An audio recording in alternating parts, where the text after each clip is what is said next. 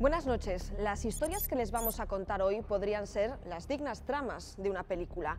Lo tienen todo. Tienen acción, tienen misterio y también tienen drama. Sus protagonistas son gallegos, delincuentes comunes o narcotraficantes que han conseguido burlar la justicia a gran escala. El último, el joven vigués Makelele, fue condenado a más de 3 años de prisión por un delito de tráfico en el que murieron 2 personas. Makelele aprovechó un recoveco burocrático para salir del país. Ahora, desde su nueva vida en Estados Unidos, es él quien pide justicia. Hoy, en Informe en V, Fugados.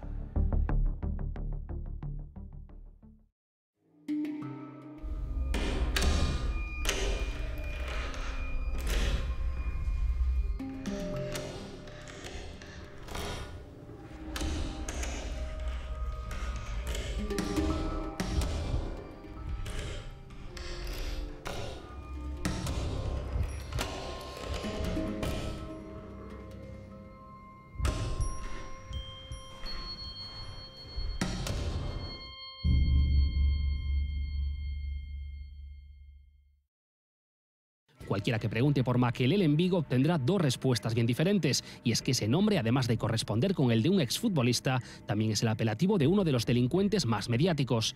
Es el alias de Jorge Luis Sosa, nacido hace 27 años en Nueva Jersey y criado en el barrio vigués de Teis. Creo que hubiera un jugador en el Celta que era... Creo que ahí vino la cosa, además es que le pegaba a todo el condenado. El balón creo que era un diablo con él. Y luego, bueno, con el boxeo empezó, pero con el balón creo que era un poco diablillo también. Makelele porque lo conocían en la policía local así, con ese nombre, que seguramente del barrio lo conocerían también. Un barrio al que tuvo que volver después de ser expulsado de la Marina en Ferrol, supuestamente por consumo de drogas, conducción temeraria, exceso de velocidad y, en general, delitos menores, en su mayoría relacionados con la seguridad vial, formaban parte de su historial delictivo. Pero en la madrugada del 12 de enero de 2008, su habitual imprudencia al volante provocó una tragedia. Ahora mismo es un boxeador profesional en Estados Unidos, el número 66. Hace 6 años era un repartidor de Pizza Hut que lo perseguía la policía local por diversos delitos de tráfico y que en la noche del 12 de enero del 2008 se vio implicado junto con otro conductor en el doble accidente mortal de Genaro de la Fuente. Manolo y Loli, un matrimonio vigués de 54 y 53 años, circulaban en su coche por la calle Genaro de la Fuente. Volvían a casa después de una cena, pero nunca llegaron a su destino. En sentido contrario transitaban con sus respectivos vehículos Samuel David Fiuza, apodado el Coletas, y Makelele, al parecer enzarzados en una carrera. 2 coches irrumpen en Genaro de la Fuente, uno a 70 y otro a 110, y circulan en paralelo. Entonces, según los testigos, los conductores se cruzan miradas, como si fuera una rivalidad, y en un momento dado, uno de los coches choca con el otro. Lo manda disparado, que sería el Coletas, a Samuel, y lo estrella contra un coche que pasaba por allí, que era un AX, y entonces falleció un matrimonio. 1 año y medio después del mortal accidente, ambos conductores fueron condenados por doble homicidio por imprudencia. Mientras al Coletas le cayeron 3 años y 3 meses de cárcel, la reincidencia de Makelele añadió 6 meses más a esa pena. Ambos cumplieron 90 días de cárcel en prisión preventiva y tras pagar la fianza quedaron a la espera de recibir la orden de ingreso en prisión, internamiento que Samuel Fiuza cumple en estos momentos. No así Jorge Sosa, que agotó todas las instancias posibles para evitar la cárcel. Precisamente mientras esperaba la respuesta a su último recurso, en este caso una petición de indulto, hizo las maletas. Él pelea en un campeonato de boxeo oficial el 29 de enero del 2011 en la República Dominicana, en Santo Domingo, con lo cual ahí ya no estaba en España. Enero de 2011, esa es la primera referencia oficial de Makelele fuera de nuestras fronteras. Meses después, su petición de indulto es rechazada y no es hasta inicios de 2012 cuando se ordena su ingreso en prisión, una notificación que nunca recibe. El propio juzgado dice que no hay quebrantamiento de condena porque en realidad nunca se le pudo notificar. El juzgado ya lo declaró, hizo una búsqueda en toda España, se dio cuenta de que no estaba, ordenó una búsqueda y captura internacional Después de 2 años desaparecido, este pasado verano, la Interpol informa a las autoridades españolas de su paradero, tras localizarlo en Pensilvania, al parecer recluido en una penitenciaría de ese estado. Pero la realidad es otra. La policía identifica, lo llevan a prisión, comprueban todos sus datos. Dicen, bueno, es que usted no tiene nada pendiente en Estados Unidos, puede marcharse. Así que mientras España tramita el traslado de Makelele a una cárcel española, la Voz de Galicia inicia la búsqueda del prófugo en los centros de reclusión americanos. Y es en ese rastreo cuando descubre que no solo no está en prisión, sino que se dedica profesionalmente al boxeo y aspira a ser el campeón del mundo del peso welter. Periodísticamente, pues claro, es un personaje, porque tenemos a un prófugo que de repente quiere aspirar al campeonato mundial. O sea, es para un guión de cine. Lo primero que buscamos en La Voz de Galicia fue localizarlo en prisión, para hablar con él en prisión. Entonces nos dimos cuenta de que no estaba. Es cuando empiezan a aparecer informaciones de un boxeador que se llama el Terrible Sosa. Lo descubrimos por esto. Esta es una ficha que aparece en Pensilvania que pone George Sosa, pero la foto es la de él. Una ficha de la Asociación de Comisiones de Boxeo que aparece en una web institucional de Pensilvania. Los periodistas de La Voz de Galicia lo encuentran en Reading. Ha dejado de ser Makelele para convertirse en el Terrible Sosa. En un descanso de su entrenamiento, atiende la llamada telefónica del periódico. Por todas las mentiras que han contado sobre mí, o sea, por el racismo que tenían contra mía, porque lo que tenían en contra de mí ahí es ya algo personal, porque a mí nunca se ha basado de la parte que ha sido un accidente, se me ha prejuzgado y se me ha hecho la vida totalmente imposible. Me han llamado asesino, me han llamado traficante de drogas, me han dicho que yo era el enemigo público número 1. Y decidí venir para aquí a trabajar y a empezar una vida de cero, totalmente de cero, donde un sitio donde no se me juzgue ni se me trate que no haya ningún tipo de racismo contra mía ni nada.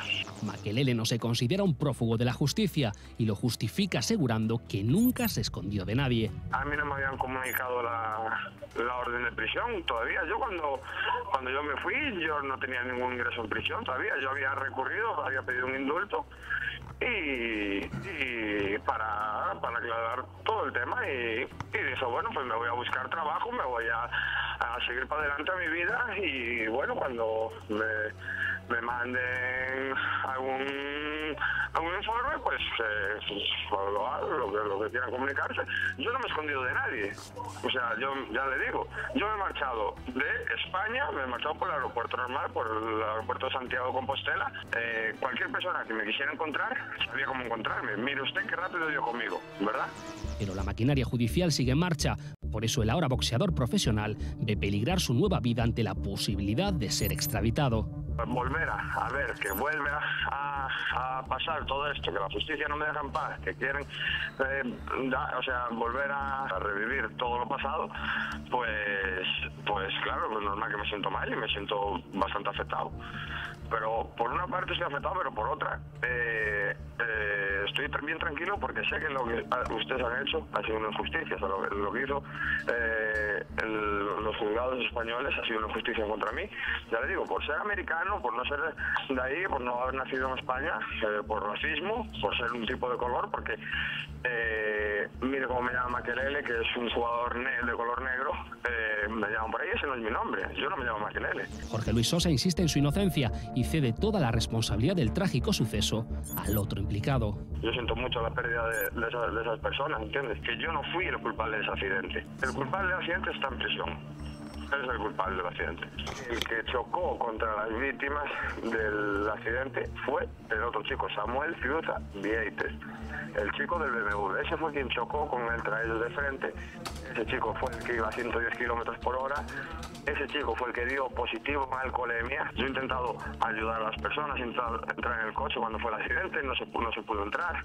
Dijeron que yo me di a la fuga, eso también es otra mentira. Yo estaba dentro de la cafetería porque estaba súper nervioso y porque el otro chico del otro coche me vino a agredir. O sea, todas esas cosas son puntos que hay que aclarar porque no, o sea, fueron todo mentiras que han contado de mí. Según la sentencia, aparcó lejos en un sitio que no se podía localizar, volvió al lugar de los hechos, se bebió algo en un bar, se supone que es para que lo vieran los testigos y que la prueba de alcoholemia no pueda aplicársele. Luego se hizo pasar por un motorista dando datos falsos a la policía local.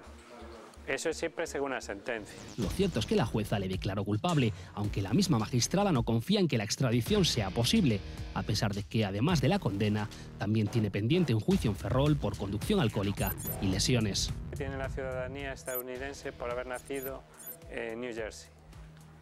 Entonces se convierte en ciudadano americano y lo blinda en caso de extradición. La propia jueza de instrucción, que lo llevó a prisión provisional, lo ve difícil, porque ahí la legislación americana protege de las extradiciones a los naturales del país. No creo que Estados Unidos me entregue a España en el momento que ellos en el momento que Estados Unidos vean el racismo que ha habido contra mí y el trato que han tenido contra mí.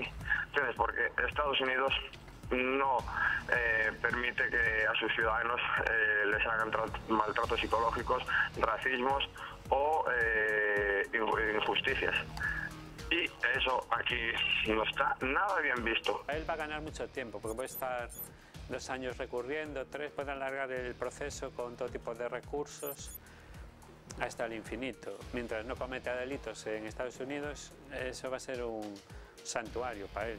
Pero hay otra posibilidad, que es la que probablemente pidan las hijas de los fallecidos y la Fiscalía, una vez que el juzgado se lo notifique, que es la posibilidad de una detención internacional, de que ordenen a la Interpol capturarlo en territorio de Estados Unidos. El terrible Sosa espera seguir con su vida tranquila y de éxito en Pensilvania. Situado en el puesto 66 del ranking, sueña con alzarse con el cetro de campeón del mundo de peso welter. He podido rehacer mi vida poco a poco. Me ha costado mucho, porque me ha costado mucho salir adelante. Tengo un buen récord de peleas, estoy muy bien rankeado aquí en Estados Unidos y tengo un muy buen entrenador, mi manager, gente que me apoya totalmente, día tras día, que estamos trabajando muy fuerte para hacerme campeón mundial, que ese es mi sueño. Y nada, espero lograrlo. Seguiré luchando para lograrlo. Hace 2 años él repartía pizzas y ahora está luchando por el título mundial. Es de esas historias que tiene un pasado oscuro. Un pasado oscuro que se fraguó en este barrio, en los bloques del Grupo San Pablo, en Teis. Allí todavía vive su madre, que siempre ha trabajado para sacar a su hijo adelante. Un hijo para el que los vecinos no tienen una mala palabra. Buen chaval, para mí buen chaval. No se metía con nadie aquí, iba a su bola, a veces iba con su hijo y bien, yo lo saludaba, yo hablaba con él, todo bien. El típico niño traste, los hay más inquietos, los hay menos inquietos, pero vamos, no te digo más. Lo conozco hace muchos años, o sea, de relacionarnos, hablar. Conmigo siempre se portó muy bien, es un chaval muy educado. Conmigo nunca tuvo ningún problema, todo lo contrario. Siempre fue el típico que a lo mejor nos encontrábamos por la noche por ahí. Mira, quien se meta contigo, si él siempre, ¿sabes?, protegía a los suyos. Siempre le decía, a ver si sientas la cabeza. Va cogiendo sentidiño que te sanos. Yo lo conozco de vivir aquí. No tuve problemas con él, nunca me hablé con él. Sí, tengo hablado con la madre, pero paso de todo. Su marcha fue una sorpresa en el barrio, aunque no para todos. Había rumores de que había cruzado el charco. Fue lo que se comentó, que él se había escapado a Brasil. Yo me enteré que estaba en Estados Unidos y lo traía en el periódico. Decíamos que será de Makelele, pero no sabíamos más. Su futuro también es una incógnita para estos vecinos, que cada uno a su manera esperan que en su caso se haga justicia. Ha hecho idioteces, pero las idioteces que ha hecho por ser quien era, se le han elevado al cuadrado.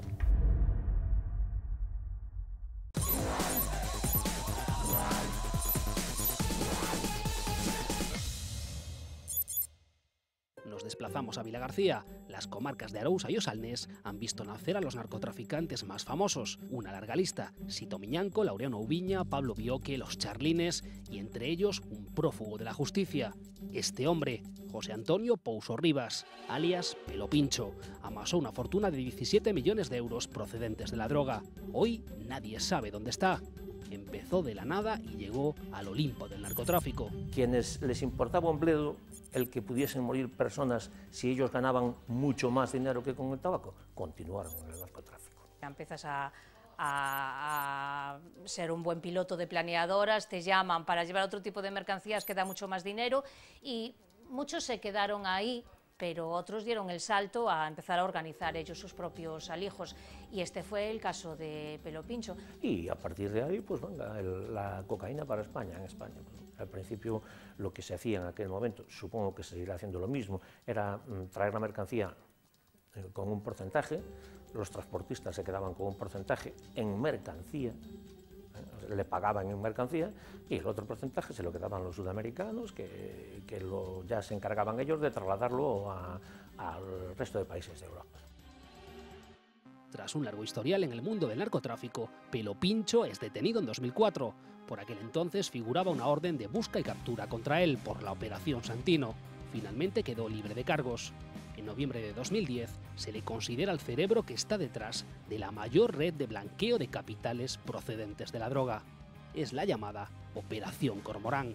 José Antonio Pouso, en libertad provisional, desaparece en extrañas circunstancias. Para algunos huye por la pena de 6 años de cárcel a la que se enfrenta. Para otros, que se relacione con un desembarco fallido de hachís en Portugal, apunta al ajuste de cuentas. Lo último que se sabe de Pelo Pincho es que el coche en el que viajan él y su socio aparece calcinado en la localidad coruñesa de Brión, sin restos de ADN. Desde entonces se le busca vivo o muerto.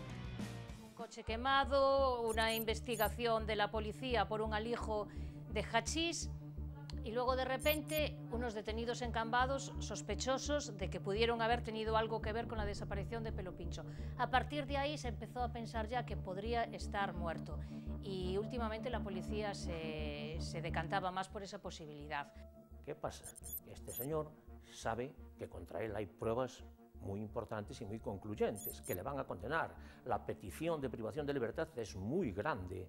Entonces, ¿qué hace? ¿Qué hace él? Pues poner pies en polvorosa, como es lógico. Ese es un problema al 90% judicial, de proceso, de burocracia judicial y de trámite judicial. La justicia está saturada, los juzgados están a tope y un proceso por narcotráfico bloquea todo juzgado. En junio de 2011 se celebra el macrojuicio de la Operación Cormorán. En la Diputación de Pontevedra, el salón de pleno se habilita para la treintena de procesados. No caben en los juzgados. Cifras mareantes. Se embargan 50 propiedades. Se confiscan 30 millones de euros. Ni Pelo Pincho ni su socio Bernardo Amil se presentan en el juicio. Tampoco se puede probar ni que hayan sido asesinados. De momento no se puede probar nada. A lo mejor Pelo Pincho se fue en aquel momento porque como se fue el abogado que era socio de él. Lo que yo tengo la absoluta seguridad es de que tiene medios suficientes para esconderse, eso está claro. Medios suficientes, dinero y medios suficientes. Y ha de tener también información y asesoramiento también para esconderse. El año pasado 4 personas son detenidas por la desaparición del narco Pelo Pincho. 2 de ellas fueron las últimas que lo vieron con vida. Viajaban con él en el coche que apareció calcinado antes de perderle la pista. Pouso Rivas desaparece dejando a nombre de sus amantes y 30 testaferros parte de sus propiedades. Es su táctica para dificultar la investigación policial. No hace gala de la ostentación típica de los narcos históricos, pero eso no evita que la policía estreche el cerco. Lo que han hecho ha sido, lógicamente, ir siendo un poquito más anónimos. Es el perfil de Pelo Pincho en su momento. Era un perfil pues 2 o 3 escalones más abajo de los Ubiñas, Charlines, etc.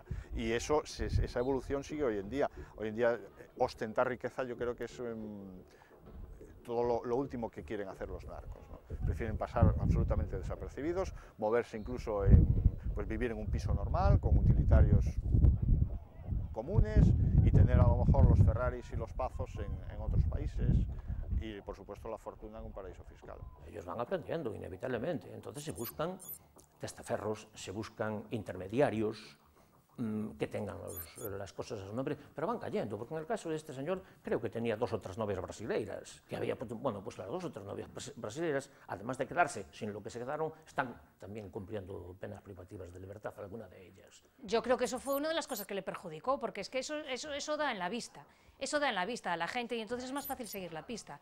Aunque después ellas dijeron en el juicio, no les importó nada reconocer que se dedicaban a la prostitución y que todo ese dinero lo tenían, que tenían muy buenos clientes. Claro, bueno, pues no coló. Estos 34 testaferros eran todo gente cercana.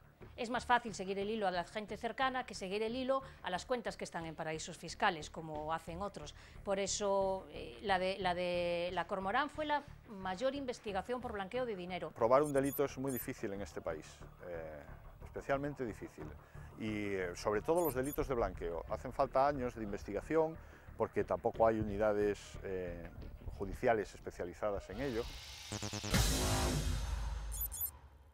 Pelo Pincho, natural de Ribeira, adquiere multitud de propiedades en la provincia de Pontevedra, entre ellas este edificio en construcción y esta nave en la parroquia de Ferreirós, en Valga, arde hace 2 años.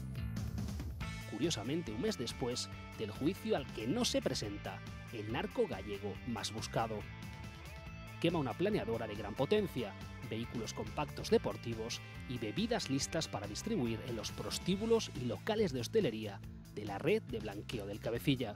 Todo apunta al círculo del narco huido. Los que fueron sus vecinos se acuerdan perfectamente de él, aunque prefieren evitar mencionarle. Son de aquí, pero entre vecinos, xa sabe, hai relacións con hai relacións con él. Eu non teño relacións con esa clase de xente. Nin sei, nin quero saber, nin... Tiño bastante que a miña vida, que a miña saúde. Nunca me fixo daño, eu chegaba por aí, nin miraba para cá. Comprende? Pero entón viu algunha vez? Nada, vino un día ou 2. E sabe por que ardeu? Quen lle poido prender lume? Non sei, nin me importa, nin quero saber nada. Non vivo moi longe daqui, na miña vida o vin. É a primeira vez que vin a señora, a Teresita esa. A Teresiña, unha das amantes, sí. Un día que eu estaba entrevistando a televisión, que dixo que era puta de lujo. Dixo, eu non putarías, tan guapa como a min eres. Eu tiño visto, pero... Sí. Pero hai moitos anos, non agora. Unha vida, un mundo aparte. Sí, eles andaban por aí, non se metían con nadie. Sí, señoras por aí, destas, como che vou dicir, dominicanas ou brasileiras, sí. Brasileiras, de verdad. Sí, andaban por aquí a pasear, moi tratadas, bueno, oye, sí. E dende que se fugou, digamos, que vostede hai anos que non o ve. Eu hai anos que non vexo. A pesar de que el prófugo Pelo Pincho es el más famoso, la lista de fugitivos en las comarcas de Arousa y Osalnés se acerca a la decena. Todos ellos narcos con un amplio historial delictivo. Nombres como Luis Jueguen, José Carlos Pombar o el recientemente apresado Francisco Javier Martínez, alias Frankie. Podemos estar hablando a lo mejor de una decena. Lo que ocurre es que pueden ser más, porque muchas veces es de expedientes de muchos años atrás que ya no se están investigando, o de personas que se puede creer que están aquí y que luego cuando se van a buscar no están. Lo que pasa es que, efectivamente,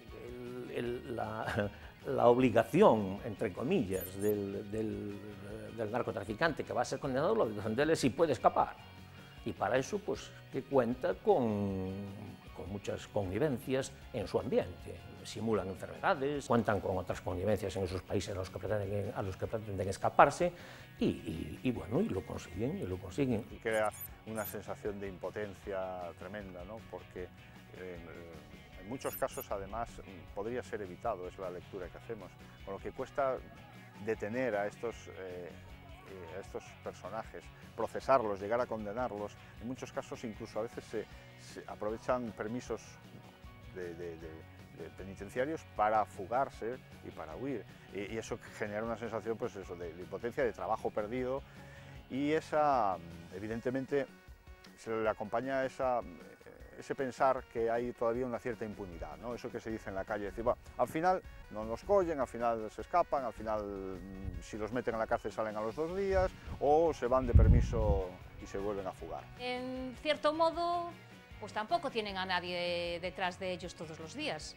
Y pueden estar viviendo en Portugal y nadie va a ir a buscarlo a Portugal y entonces pues cruza la frontera y viene a ver a su familia. Efectivamente, eso ocurre en muchas ocasiones y muchas veces se les detiene por una casualidad, por un accidente de tráfico, por una infracción, se para un coche, se le pide la documentación, se mira, pues mira, esta persona está en busca y captura, pues porque tiene pendiente una causa, por lo que sea. Muchas veces acaban descubriéndose así. Sudamérica y África son los 2 destinos preferidos por los narcotraficantes, sobre todo porque allí pueden seguir dedicándose a la única manera que tienen ellos para ganarse la vida y dañar la de los demás. Pelo Pincho está muy lejos de la ría de Arousa que le vio nacer. Aunque haya tratado de extradición, es más difícil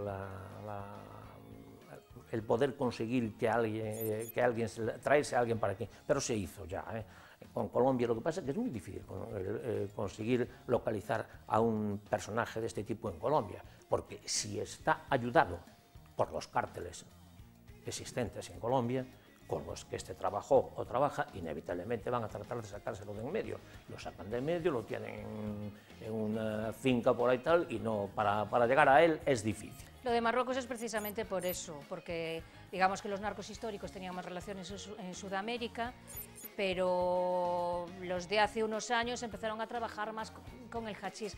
A veces era también con la cocaína, pero a través de alijos que venían por África, donde era mucho más fácil subirlos a la península, y otras veces porque trabajaban directamente con el hachís y con el estrecho. Y entonces ya tienen, o ya tienen sus viviendas o tienen sus contactos en África, en Marruecos y en otros países más hacia el sur, a donde llegaban muchos alijos y donde no había control policial. Pues muchas veces los agentes de aquí sabían que estaba ocurriendo eso, pero después llevar la investigación allí es muy difícil.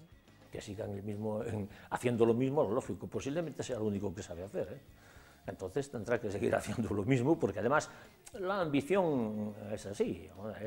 Estos ciudadanos pues tienen su ambición, les salen bien, ven un resultado tremendo. Esto es una cuestión de ejemplaridad. Si usted coge a un chaval aquí que trabajando en un taller mecánico gana 1.000 euros al mes, si los gana, y le dice, toma, llévate este paquete a Madrid de 10 kilos y ganas 3.000 euros en el viaje, solo por llevarlo y volver. Toma un coche, vas en este coche. Pues hay que tener unos principios muy arraigados, para no decir que sí, claro. Entonces, pues bueno, eso es el ambientillo en el que se movía este asunto del narcotráfico.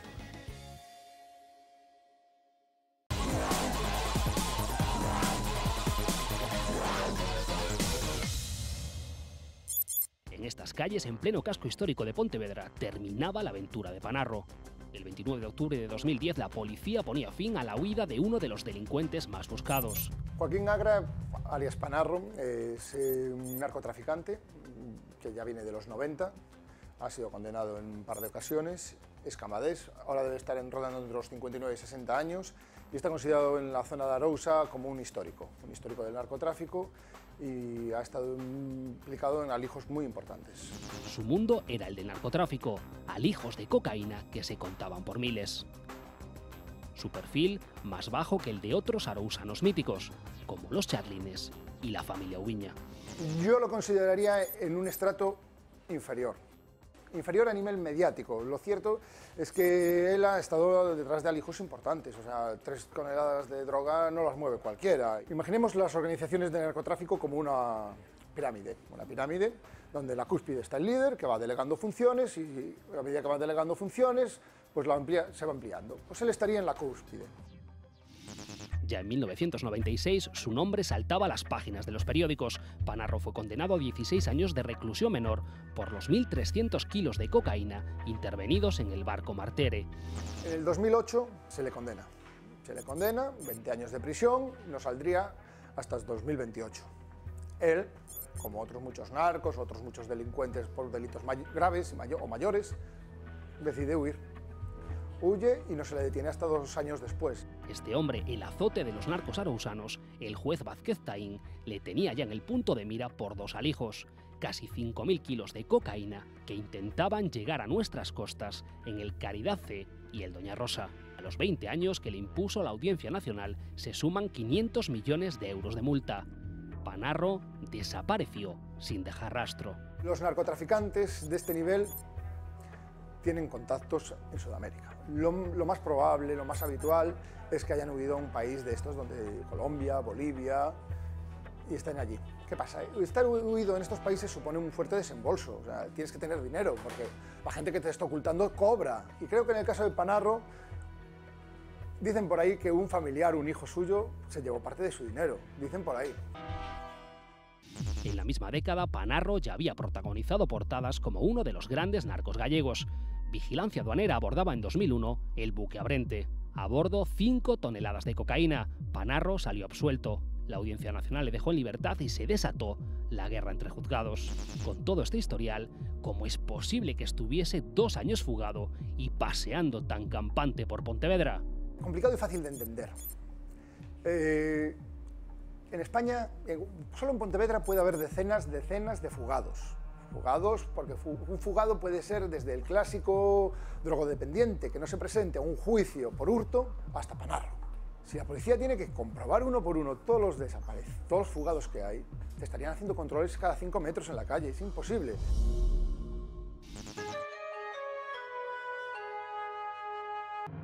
Joaquín Agra Panarro ingresó en octubre de 2012 en Alhama para cumplir una pena de 20 años. Lo curioso es que durante su huida ni siquiera se preocupó por cambiar su imagen. Solo varió pequeñísimos detalles en su físico y en su atuendo. ¿Qué falló entonces? Hay narcos que sí han pasado por quirófano, narcos gallegos incluso que han pasado por el quirófano, que se han modificado rasgos faciales. Panarro parece ser que simplemente se dejó crecer la barba, adelgazó unos kilos, se tiñó el pelo y iba con una gorra calada. Un cambio de look bastante sencillo, pero a la vez muy eficaz, porque si tú buscas a alguien que no tiene barba, no te paras a fijar a alguien que tiene barba.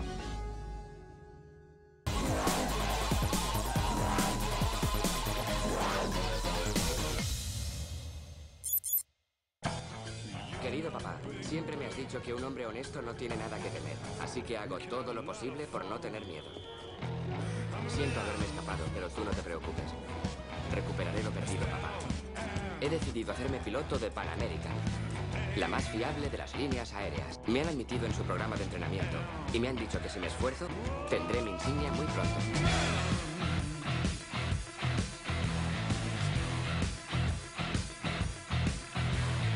¿Puedes verle la cara? Creo que es él.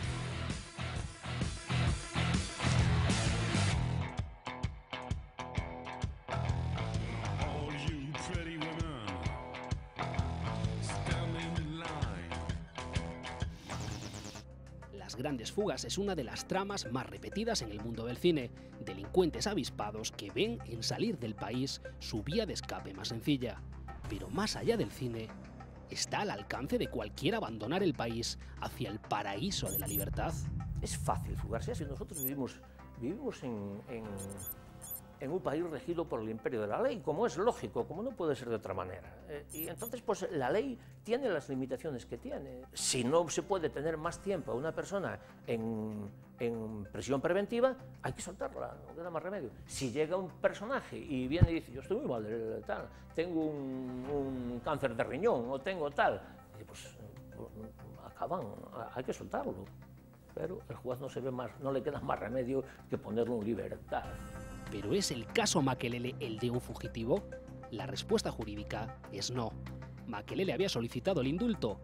Ya estaba fuera del país cuando se le comunicó su ingreso en prisión. A él non lle mandaran ingresar en prisión, ¿no? Normalmente nestes casos, cando toca ingresar en prisión, se comunica a persoa, bueno, vostede debe presentarse tal día no cárcere, non sei, de Teixeiro, non? Poñamos por caso. Bueno, pois aí, si non acude a esa citación, evidentemente aí sí é prófugo. Na medida en que non se producise ou que cando se foi a notificar, el xa estaba en Estados Unidos, pois claro, pode decir que eso a efectos de non existir un delito de quebrantamento de condena, por exemplo, pois sí, claro, sería importante. Todos tenemos en la mente las aduanas, los controles aeroportuarios. ¿Es tan fácil burlarlos? Se le quita el pasaporte y le evitamos irse por la vía normal. llegar al aeropuerto, sacar un billete, pasar el filtro de la policía, pero coño, por mucho que tan tontos no son, más bien al contrario. En todos los países que firmaron el protocolo, el acuerdo de Schengen, a todos esos países se puede hacer con el carnet de identidad. A mí me puede quitar el pasaporte, el carnet de identidad no. Me voy a Portugal con el carnet de identidad, me voy al puerto de Lisboa. Allí hay un barco colombiano, venezolano y tal, pasa adentro y adiós muy buenas. A Makelele no se le había retirado el pasaporte. Él ya había cumplido un periodo de prisión preventiva y no se había contemplado el riesgo de fuga. Su salida del país fue sencilla, a pesar de que suena imponente el hecho de que te busque la Interpol. Interpol tiene su sede central en Lyon. Allí hay una serie de oficinas en la que policías de diversos países lo que hacen es recopilar y ordenar la información que les llega para decir, esto es de España, Oficina Central Nacional de España, tal cosa, oye, enteraros de esto y va a hacer esto. La Interpol no es un cuerpo policial en sí mismo que diga, vinieron 4 policías de Interpol que tienen una... No, vinieron 4 policías españoles, o vinieron 4 policías franceses, o vinieron 4 policías ingleses. El proceso de extradición ya está en marcha. Parece un caso claro. Está condenado en España. Entonces, ¿por qué no hacer que regrese? Pues no es tan sencillo. Makelele está en Pensilvania y es ciudadano americano. Temas axudas sendo cidadán americano que si non a fose. Ahora ben, digamos que non hai esa automaticidade de decir, bueno, si é cidadán norteamericano, entonces nunca será extraditado. Isto non é así, non? Efectivamente, hai un tratado de extradición entre España e Estados Unidos, un tratado do ano 2004, que establece a posibilidade de que os países de España e Estados Unidos neguen as extradicións que solicite outro por esta razón da nacionalidade. Pero esta é unha posibilidade, é dicir, non é, digamos, unha prohibición. É certo que Estados Unidos ten esta fama de que habitualmente non extradita aos nacionais, pero a lei de Estados Unidos a permite e a realidade nos dice que non é sempre así. Una extradición es un proceso largo en el que juega un importante papel la relación diplomática entre los países. El juez o tribunal que lo ha condenado tiene que solicitar del Ministerio de Justicia que se realice la extradición. El Ministerio de Justicia lo pide al Ministerio de Asuntos Exteriores. El Ministerio de Asuntos Exteriores español lo pide al Ministerio de Asuntos Exteriores del país. Ese Ministerio de Asuntos Exteriores se lo dice al Ministerio de Justicia y el Ministerio de Justicia se lo dice al juez a disposición del que está el detenido. Si estamos falando dun Estado da Unión Europea, xa entra en xogo a Orde Europea de Detención e Entrega, as cousas son moito máis rápidas, máis automáticas, e sobre todo non hai componente política. É dicir, dentro da Unión Europea as cuestións son de Suiz a Suiz, e hai valoración xurídica únicamente. Toda esa valoración de, bueno, cumple os requisitos, pero a mí como goberno non me dá gana extraditalo, que eso sempre pode pasar nun Estado que non sea da Unión Europea, claro, eso na Unión Europea xa non existe. Además, existen elementos muy arraigados en la cultura y la sociedad de un país que podrían influir en este proceso. Makelele alega que se le juzgó de forma racista, un asunto que en Estados Unidos levantan pollas. Claro, si eles chegas a conclusión de que o sistema judicial español é un sistema racista, é dicir, cuestión que me parece difícil así en xeral decir, non? Neste caso concreto, pois cos feitos que saíron á luz, pois tamén é difícil, non sei, non podería ser categórico, pero non é difícil, pois sí podería existir esta posibilidade, non? Pero bueno, habendo unha condena firme, unhas relacións diplomáticas, en fin, fluidas entre España e Estados Unidos, unha baza non tan forte. En nuestra memoria, algunos de los fugados más mediáticos de la historia de España. El exdirector de la Guardia Civil, Luis Roldán, estuvo un año en paradero desconocido tras verse implicado en un sonado caso de corrupción. Dionisio Rodríguez, el Dioni, se dio a la fuga después de haber robado un furgón blindado. Su fuga a Brasil no duró ni 2 meses. Alfredo Sánchez Chacón, más conocido como el Rambo gallego, fue un auténtico quebradero de cabeza para las autoridades. Se fugó de la prisión de Vigo en el año 97. Lo hizo atando unas sábanas. Estuvo viviendo a la intemperie en los montes durante 2 años. Etarra Troitiño fue detenido en Londres en el verano de 2012 después de más de un año fugado. El histórico miembro del Comando Madrid fue condenado a más de 2.700 años de cárcel por 22 atentados. Un error administrativo de la Audiencia Nacional le dejó en libertad. Cuando se dieron cuenta, ya había dejado el país. El Cuerpo Nacional de Policía en el año, creo que fue en el año 2004, creó un grupo un grupo especializado destinado a la búsqueda de fugitivos de la justicia. Ese grupo ha tenido unos resultados impresionantes, o sea que van por el mundo entero, hacen averiguaciones, investigaciones en dónde puede estar la persona a la que buscan. Entre los casos más recientes y mediáticos nos encontramos el de los padres de la fallecida Asunta Basterra.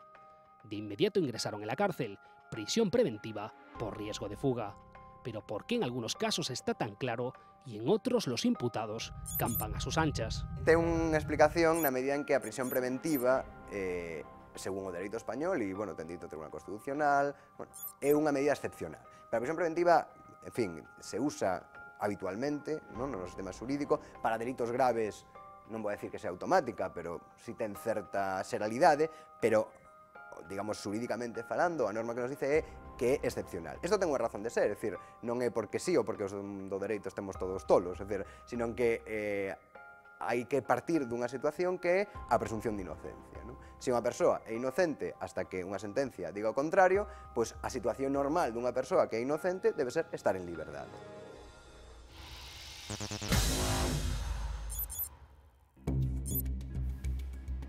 La sensación que nos da es que cualquiera, excepto el ciudadano de a pie, le puede dar esquinazo a las autoridades. La saturación de la justicia no es el motivo, ya que España es uno de los países de Europa con la tasa de criminalidad más baja. Seguro que les vienen a la mente algunos casos de la actualidad en los que sus protagonistas difícilmente terminarán en prisión. A veces parece que es la propia justicia la que les permite la salida. Así nos vamos. El próximo fin de semana, un nuevo Informe en V.